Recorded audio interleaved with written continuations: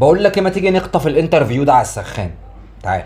مريم الزيطة من اسكندرية، فاشن ترند. استاذه زيطه، واحده واحده علينا في الكلام نفهم، بس يعني ايه اصلا اللي انت قلتيه؟ عندي براند وير ستورز هناك وموديلنج كمان في نفس الوقت.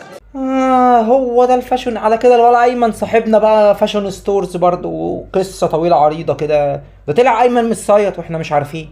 قلنا لك ادينا روشته ازاي الست تحافظ على جمالها، تعمل ايه؟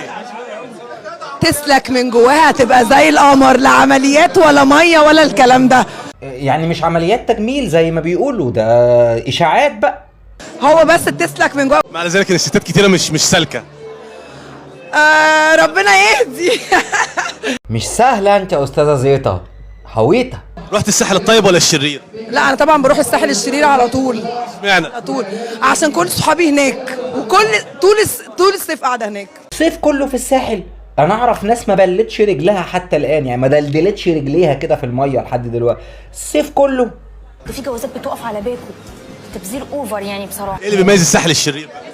صحابي هناك وانا مسيطره في الاماكن هناك لا نقف هنا 5 بس. يعني هو من مميزات الساحل ان اصحابك هناك. يعني انا لما بروح بحجز فيو على فيلا اصحابك، انا كده في الحلو منه. وبالنسبه لعدم السيطره، اكيد تقصدي عدم السيطره على الاسعار. دماغنا مش هتروح في حاجات تانية.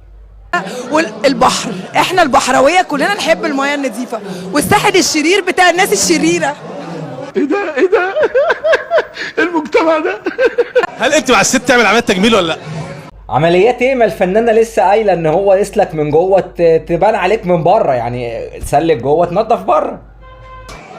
دي راحه وحريه شخصيه، بس انا لا، هسيب الزمن واسيب الايام تسيب اثرها الحلو. عمري ما هفكر في عمليات التجميل. لما بنشوف اي برنسس او اميره او رئيس الدوله غيرنا، بتشوف ان هي لابسه بكم ولابسه مقفول ولابسه شانيل وبتقفل.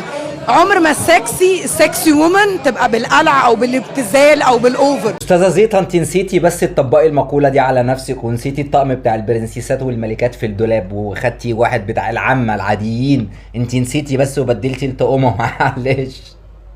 نعم يا اختي.